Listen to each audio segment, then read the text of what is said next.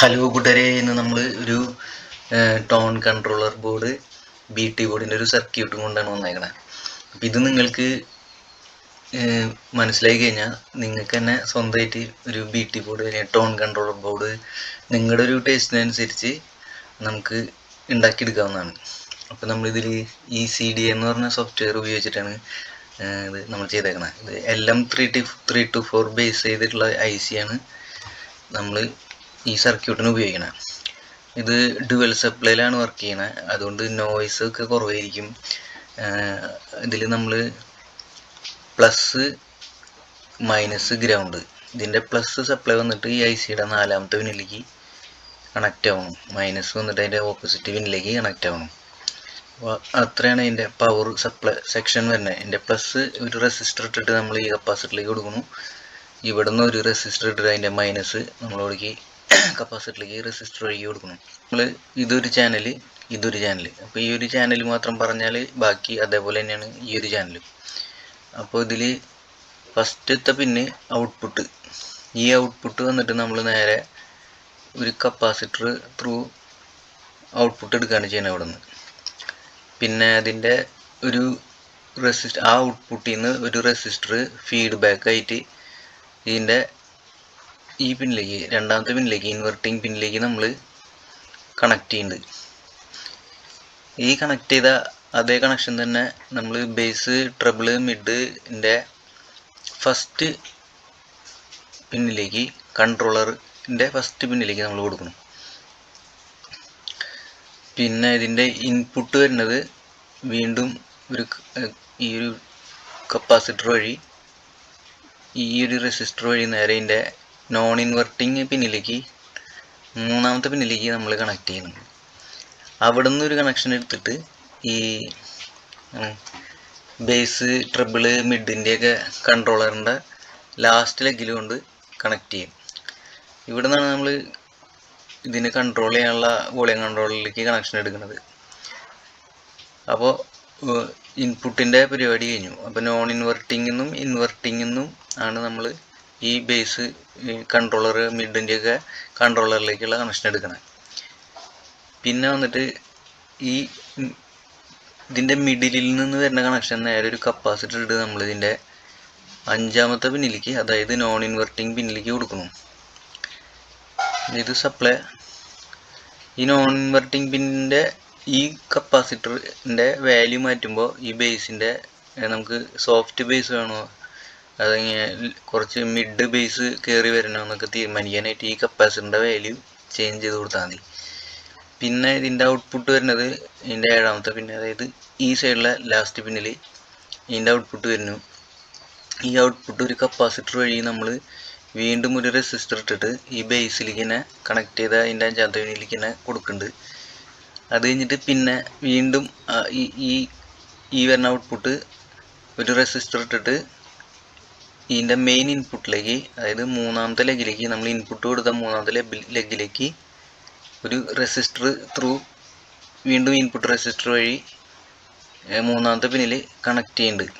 ഈ 3ാമത്തെ പിന്നാണ് ഇതിൻ്റെ മെയിൻ ഇൻപുട്ട്, കാരണം ഇതിൻ്റെ ലാസ്റ്റ് ഫൈനൽ ഔട്ട്പുട്ട് വന്നെടുക്കുന്നത് ഈ 1ാമത്തെ പിന്നിൽ നിന്നാണ്. അപ്പോൾ ഈ 1ാമത്തെ പിന്നിലേക്ക് ഉള്ള ഇൻപുട്ടുകളാണ് ഈ ഇൻവെർട്ടിങ്ങും നോൺ ഇൻവെർട്ടിങ്ങും ഇൻപുട്ടുകളാണ് ഈ 2 ലെഗ്. അപ്പോൾ നമ്മൾ ഈ ICയുടെ ഈ ചാനലിൻ്റെ എല്ലാ ഔട്ട്പുട്ടുകളും, അതായത് ബേസ്, മിഡ്, ട്രിബിള് വരുന്ന എല്ലാ ഇൻപുട്ടുകളും വന്നിട്ട് ഈ ഔട്ട്പുട്ടുകളും വന്നിട്ട് നമ്മൾ ഈ 3ാമത്തെ ലെഗിലേക്ക് ഈ ഒരു ലൈൻ കണ്ടില്ലേ, ഈ ലൈൻ വഴിക്ക് നമ്മളൊരു റെസിസ്റ്റർ ഇട്ട് കൊടുക്കുന്നുണ്ട്. അടുത്തത് മിഡിൻ്റെ കണക്ഷനാണ്. മിഡിന് ഇൻപുട്ട് വരുന്നത് നമ്മൾ മിഡിന് വോളിയം കൺട്രോളറല്ല കൊടുക്കണേ, ഒരു പ്രീസെറ്റ് ഇട്ടിട്ടാണ് നമ്മൾ കൊടുക്കണത്. അപ്പോൾ നമ്മൾ ആ പ്രീസെറ്റിൻ്റെ മിഡിൽ പോയിന്റിൽ നിന്ന് ഈ ബാക്കി 2 പോയിന്റിലേക്കുള്ള കണക്ഷൻ നമ്മൾ പറഞ്ഞിട്ടുള്ളത് തന്നെ ഇൻവെർട്ടിങ്, നോൺ ഇൻവെർട്ടിങ് പിന്നിൽ നിന്ന് വരുന്ന കണക്ഷനാണ്. ഇതിൻ്റെ ഔട്ട്പുട്ട് വരുന്നത് വീണ്ടും നമ്മൾ ഒരു കപ്പാസിറ്റർ വഴി ഇതിൻ്റെ 3ാമത്തെ ലെഗിലേക്ക് കൊടുക്കണം, 2ാമത്തെ ICയുടെ. ഈ കപ്പാസിറ്റർ നമുക്ക് ചേഞ്ച് ചെയ്തിട്ട് ട്രബിളിൻ്റെ സ്മൂത്ത്നെസ് കൂട്ടാൻ കുറയ്ക്കുകയൊക്കെ ചെയ്യാം.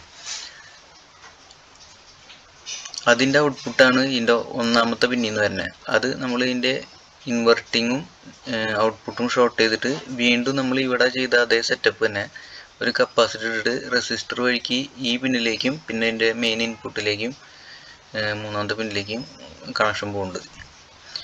പിന്നെ ഇത് പവർ സപ്ലൈ. ഇവിടെ ചെറിയ പ്രശ്നം, നമ്മൾ പവർ സപ്ലൈ EIC ആയിട്ട് ഇതിനെ കണക്ഷൻ കൊടുത്തിട്ടില്ല, അത് നമുക്ക് കൊടുക്കണം കണക്ഷൻ.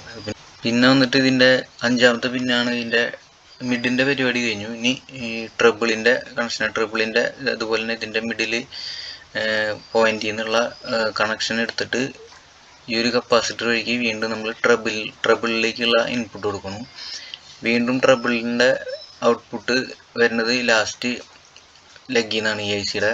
അതിൻ്റെ മുമ്പുള്ള ഇൻവെർട്ടിങ് ലെഗായിട്ട് ഷോർട്ട് ചെയ്തിട്ട് ഒരു കപ്പാസിറ്റർ വഴിക്ക് ഒരു റെസിസ്റ്റർ ഇട്ടിട്ട് വീണ്ടും നമ്മൾ ഈ ഇത് സെറ്റപ്പ് തന്നെ, നേരത്തെ ചെയ്ത സെറ്റപ്പ് തന്നെ. പിന്നെ അതിൻ്റെ അതേ ഔട്ട്പുട്ട് ഒരു കണക്ഷൻ എടുത്തിട്ട് വീണ്ടും ഇതിൻ്റെ മെയിൻ ഇൻപുട്ടിലേക്കും കൊടുക്കണം.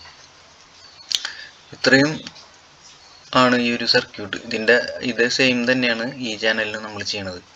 പിന്നെ ഇവിടെ ലാസ്റ്റിൽ നമ്മളൊരു റെസിസ്റ്റർ കൊടുത്തിട്ടുണ്ട്, അത് ഗ്രൗണ്ട് ചെയ്യാൻ വേണ്ടിയിട്ടാണ്.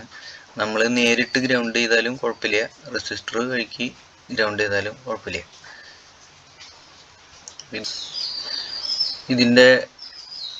ഇത് ഓക്കെ, ഇതിൻ്റെ ഡിസൈൻ ഓക്കെ ഉണ്ട്. ഇനി നമ്മൾ ഇതിൻ്റെ PCB നിർമ്മിക്കാനായിട്ട് നമ്മൾ ഇതിൻ്റെ PDF ഫയൽ എടുക്കണം. അത് നമുക്ക് അടുത്ത ഒരു വീഡിയോ ആയിട്ട് ഈ എക്സ്പോർട്ട് ചെയ്യണത് എങ്ങനെയാണെന്നുള്ളത് നമ്മൾ ചെയ്യുന്നതായിരിക്കും. ഇതായിരിക്കും നമ്മുടെ ബോർഡ്. കോമ്പോണൻ്റ് എല്ലാം ഫില്ല് ചെയ്ത് കഴിഞ്ഞാൽ വരിക ഇങ്ങനെയായിരിക്കും നമ്മുടെ ബോർഡിൻ്റെ ഫൈനല് വരിക. ഇത് ടോപ്പ് സൈഡ്,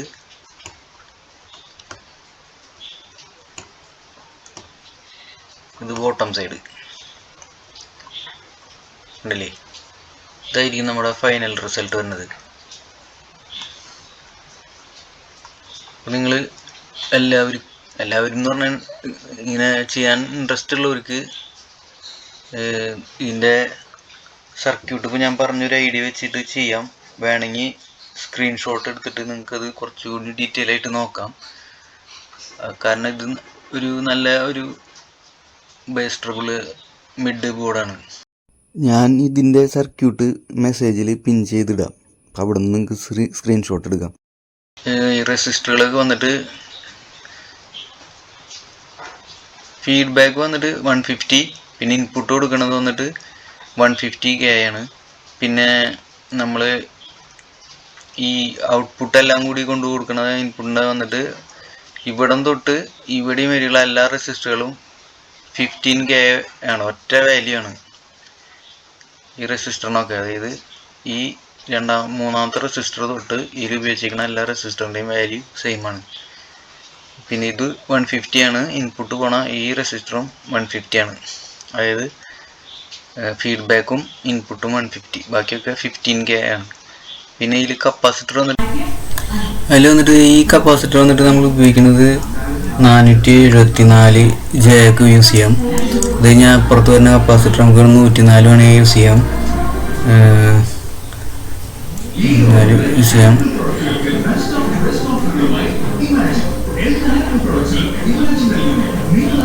പിന്നെ അത് വന്നിട്ടൊരു മിഡിൻ്റെ വന്നിട്ട് ലാസ്റ്റ് ഔട്ട്പുട്ട് വരുന്ന കപ്പാസിറ്റർ വന്നിട്ടൊരു 682 യൂസ് ചെയ്യാം.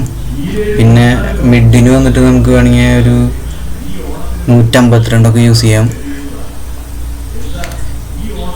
പിന്നെ ട്രബിളിന് വന്നിട്ട് നമ്മൾക്ക് 471 J യൂസ് ചെയ്യാം. ഇത് ഈ ഒരു സർക്യൂട്ടിൽ വരുന്ന കപ്പാസിറ്ററുകളും റെസിസ്റ്ററുകളാണ്. റെസിസ്റ്റർ നിങ്ങൾ മാറ്റാൻ നിൽക്കരുത്. കപ്പാസിറ്റർ ഞാൻ പറഞ്ഞ മാതിരി നിങ്ങൾക്ക് ആ മിഡിൽ വരുന്ന കപ്പാസിറ്ററുകളുടെ വാല്യൂ മാറ്റിയിട്ട് നിങ്ങൾക്ക് ആവശ്യത്തിന് ഉള്ള ഫ്രീക്വൻസി ആയിട്ട് എടുക്കാം. അങ്ങനെ മാറ്റുമ്പോൾ ഒരുപാട് മാറ്റാൻ നിൽക്കരുത്, ചെറിയ രീതിയിൽ മാറ്റം വരും. ചെറിയ രീതിയിൽ മാറ്റിയാൽ തന്നെ നല്ല മാറ്റം വരും. അപ്പോൾ ഫ്രണ്ട്സ്, ഞാനെന്നും പറയുന്ന പോലെ നമ്മുടെ വീഡിയോ ഒക്കെ ലൈക്ക് ചെയ്യുക, ഷെയർ ചെയ്യുക, പിന്നെ സബ്സ്ക്രൈബ് ചെയ്യുക, ചാനൽ നമ്മളെ സപ്പോർട്ട് ചെയ്യുക. ഇനിയും ഇതുപോലെ കുറച്ചും കൂടിയും സർക്യൂട്ടുകളായിട്ട് നമ്മൾ വരുന്നതായിരിക്കും. അതിൽ കുറച്ചും കൂടിയും ക്ലിയർ ആയിട്ട് കാര്യങ്ങൾ ഞാൻ പറയുന്നതായിരിക്കും. वीडियोस बनाने हैं फिल्मोरा है ना।